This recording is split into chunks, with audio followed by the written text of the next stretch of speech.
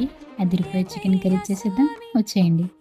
ముందుగా చికెన్లో కొంచెం పసుపు, 1½ స్పూన్ కారం, తగినంత ఉప్పు, కొంచెం ధనియాల పొడి, కొంచెం అల్లం కొత్తిమీర పేస్ట్, కొద్దిగా పెరుగు, కొద్దిగా గరం మసాలా, కొద్దిగా చికెన్ మసాలా వేసి మొత్తం బాగా చికెన్కి పట్టేలా మంచిగా కలుపుకోవాలి. కలుపుకున్నాక 1½ అవర్ అయితే మ్యారినేట్ చేసుకోవాలి.